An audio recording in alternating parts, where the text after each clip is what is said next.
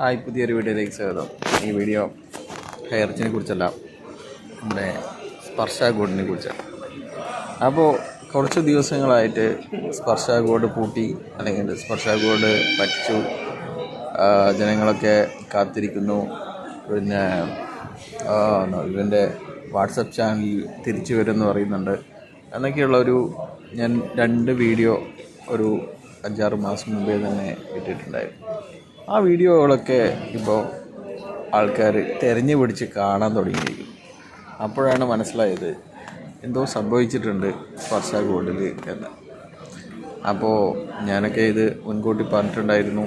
ഈ ഒരു നമ്മുടെ ഇവൻ തിരിച്ചു വരും, നമ്മൾ എല്ലാവർക്കും പേ ഔട്ട് കൊടുക്കും എന്നൊക്കെ പറഞ്ഞ സമയത്ത് ഇതൊക്കെ മുങ്ങാൻ പോകുന്ന ഏതൊരു തട്ടിപ്പ് കാരണം പറയുന്ന ന്യായങ്ങൾ മാത്രമാണ്. ആർക്കെങ്കിലും പൈസ വേണമെങ്കിൽ കേസ് കൊടുത്ത് പൈസ വാങ്ങിച്ചോളൂ എന്ന്. പക്ഷേങ്കിൽ ഞങ്ങൾ ഇവനെയും വിശ്വസിച്ചുകൊണ്ട് 1-2 ഷോപ്പ് തുടങ്ങി അതിൽ കുമിഞ്ഞു കൂടുന്ന ലാഭം മണീച്ചൻ മാതൃകയിൽ വീതിച്ചു കൊടുത്ത് ജനങ്ങളെ പറ്റിച്ചുകൊണ്ടിരുന്ന ആർത്തി പിടിച്ച ആൾക്കാർ, അല്ലെങ്കിൽ മറ്റ് തട്ടിപ്പുകളിൽപ്പെട്ട് പൈസ പോയ ആൾക്കാർ ഇതിലെങ്കിലും വിജയിച്ച്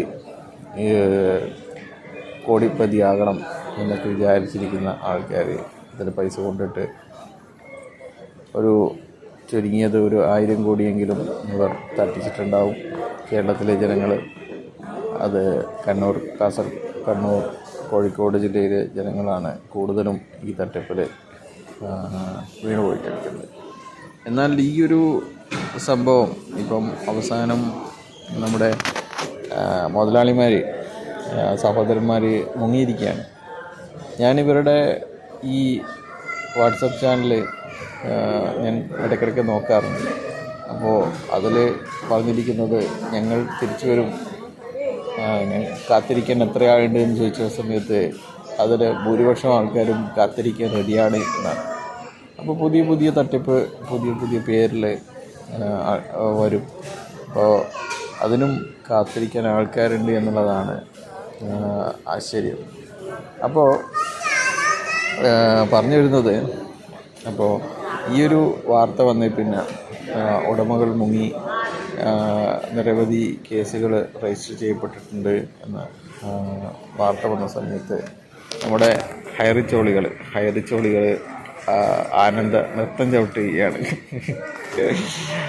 ഒരു പെരിങ്കളനെ, പ്രതാപനെ പോലെയുള്ള ഒരു പെരിങ്കളനെ താങ്ങി നടക്കുന്ന താങ്ങികൾ, ഒരു ജീവിതത്തിൽ ഒരു മൂല്യവും കൽപ്പിക്കാത്ത, എങ്ങനെയെങ്കിലും പറ്റിച്ചിട്ട് പൈസ ഉണ്ടാക്കണം എന്ന് വിചാരിച്ച് ഇനി അത് എന്ത് കള്ളനെ കൂട്ടുപിടിച്ചിട്ടാണെങ്കിലും, ആരെ കൊന്നിട്ടാണെങ്കിലും, ആരെ ചതിച്ചിട്ടാണെങ്കിലും പൈസ ഉണ്ടാക്കണമെന്ന് വിചാരിച്ച് ഇപ്പോഴും പ്രതാപനെ താങ്ങിക്കൊണ്ട് നടക്കുന്ന, അല്ലെങ്കിൽ ഹൈറിച്ചിനെ താങ്ങിക്കൊണ്ട് നടക്കുന്ന ആൾക്കാർ വളരെ സന്തോഷത്തിലാണ്.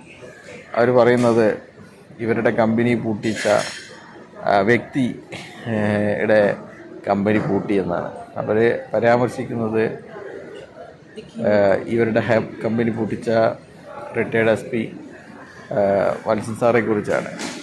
അപ്പോൾ വത്സൻ സാറെ കുറിച്ച് പറയുകയാണെങ്കിൽ ഈ കമ്പനിയിൽ ജോയിൻ ചെയ്തിട്ടുണ്ട്, അത് പൂട്ടിക്കാൻ വേണ്ടിയിട്ട് ജോയിൻ ചെയ്തതാണ്.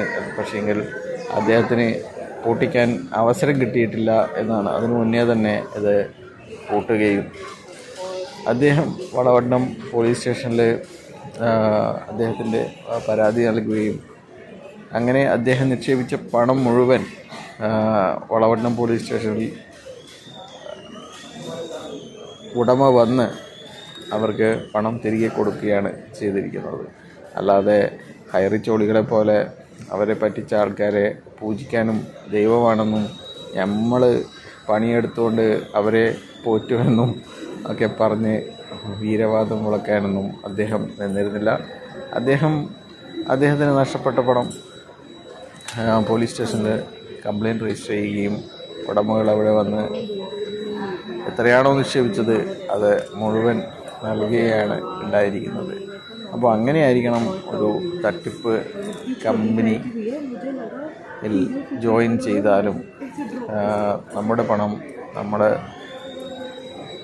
അധ്വാനിച്ചുണ്ടാക്കിയ പണമാണെങ്കിൽ അത് പരാതി നൽകി അത് നേടിയെടുക്കുകയാണ് വേണ്ടത്. അല്ലാതെ കള്ളന്മാർ പറയുന്ന പോലെ ഇന്നവേഷൻ എന്നും പുതിയ കമ്പനി എന്നും പറഞ്ഞ് അതിൽ കൊണ്ടിട്ടിട്ടാകുമ്പോൾ നമുക്ക് 5 ലക്ഷത്തിന് 55 ലക്ഷം ഉണ്ടാക്കാവുന്ന, അല്ലെങ്കിൽ